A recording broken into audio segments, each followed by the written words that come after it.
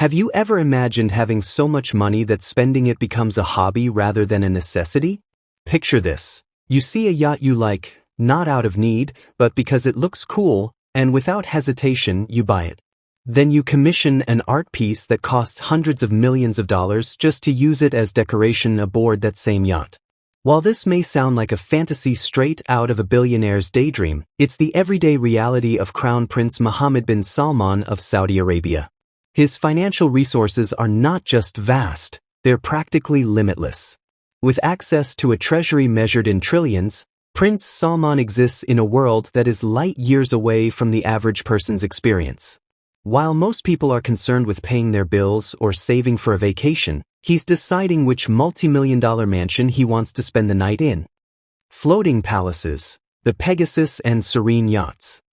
The lifestyle of Prince Mohammed bin Salman is one defined by extremes: extreme wealth, extreme opulence, and extreme indulgence. In 2014, Prince Salman decided that terrestrial living was too pedestrian.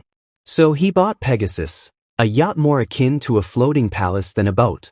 Gold-accented interiors, plush furnishings, and features like a spa with 24-karat gold oils and a cinema elevate it far beyond luxury. The cost? Around $200 million. Not long after, he outdid even that. In 2015, he bought the Serene, a 134-meter masterpiece previously owned by a Russian billionaire. With space for 24 guests, an onboard spa, gym, cinema, helipad, and a submarine, it's the pinnacle of sea-bound indulgence. The price tag was a staggering $550 million. Both yachts were later refurbished in the Netherlands, raising their standard of luxury even further. Art beyond imagination, the Salvator Mundi purchase.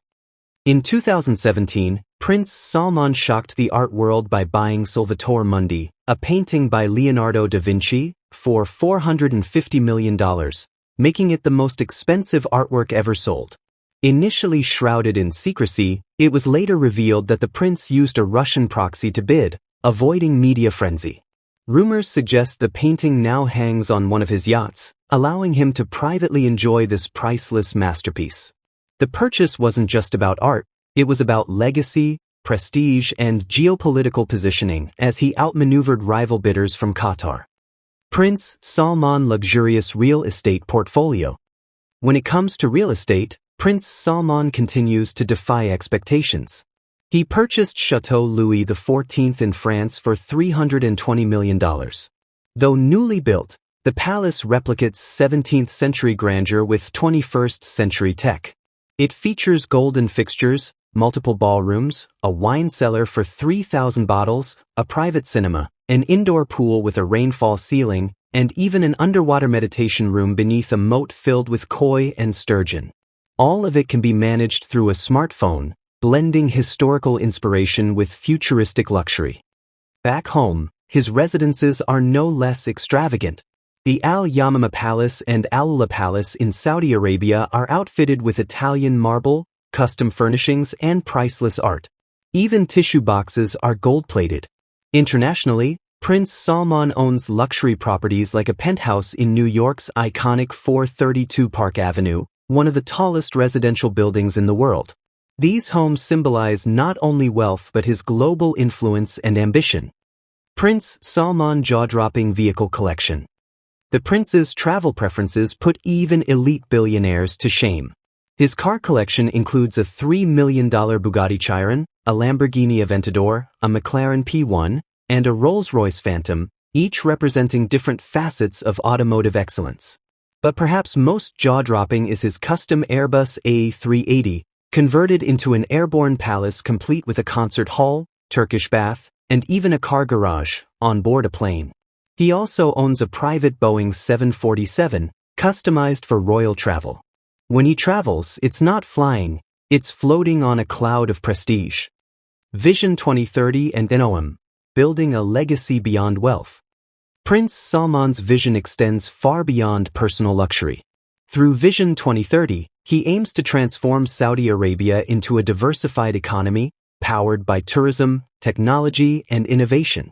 At the heart of this is NOM, a $500 billion futuristic megacity built in the desert. Neom's centerpiece, The Line, is a 170-kilometer linear city without cars or emissions, where high-speed transport and AI manage everyday life. Its mirrored skyscrapers, vertical farms, and smart infrastructure aren't just ambitious. They represent a new chapter in human civilization.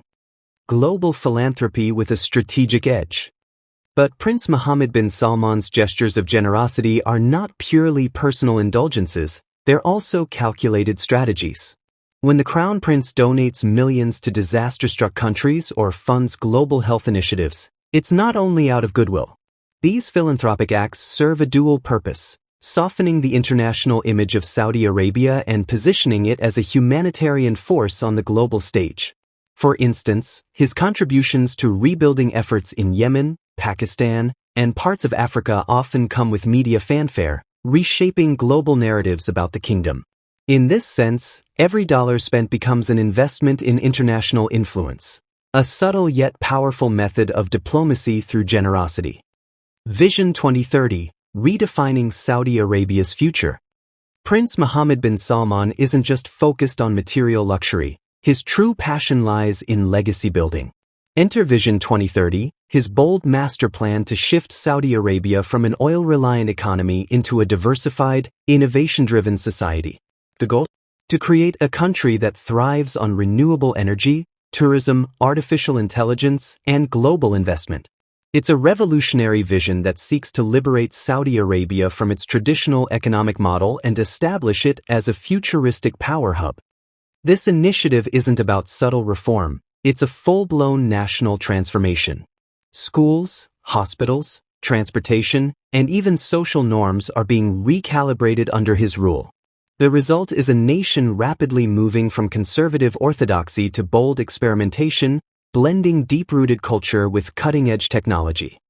NEOM, the $500 billion sci-fi city of tomorrow. At the center of this transformation lies NEOM, the prince's audacious $500 billion megacity.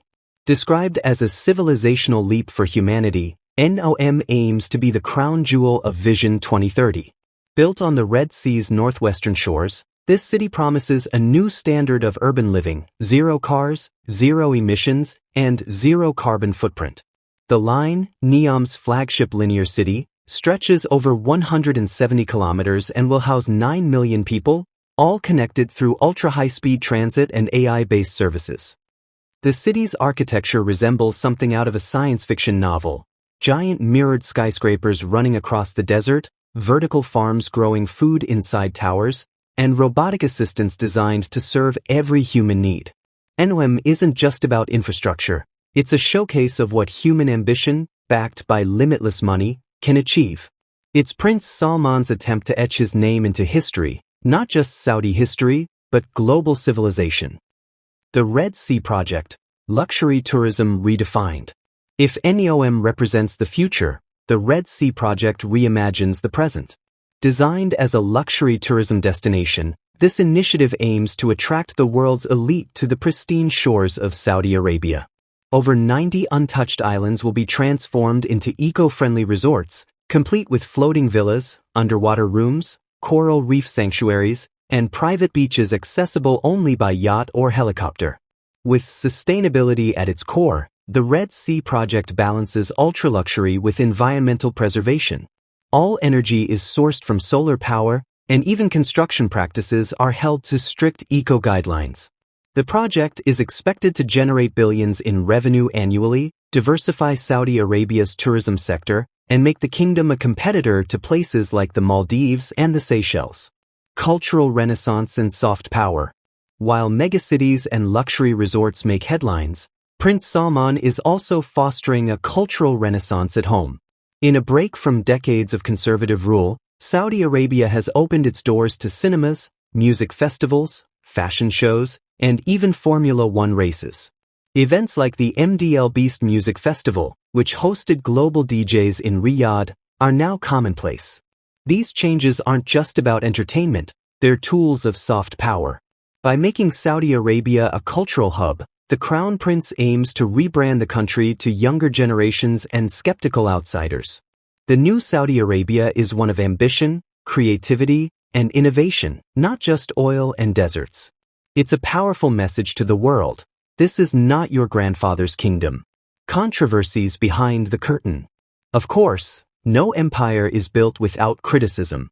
Behind the lavish purchases and visionary projects lie significant controversies. Prince Mohammed bin Salman has been linked to the murder of journalist Jamal Khashoggi, a scandal that sparked global outrage.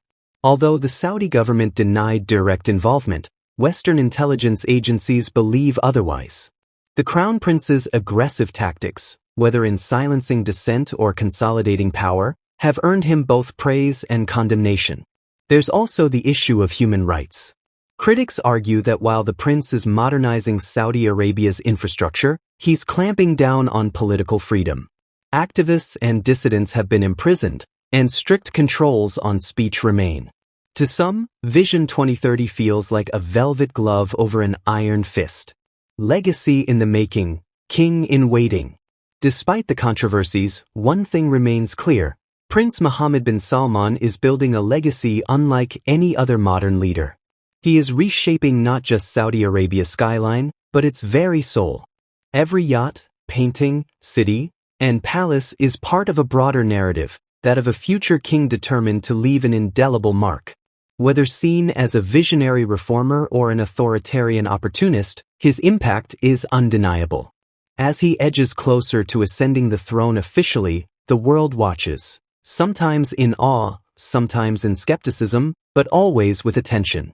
Because when a man has wealth that eclipses nations, ambition that stretches to the stars, and power that reshapes destinies, what he does next doesn't just affect a country, it affects the world.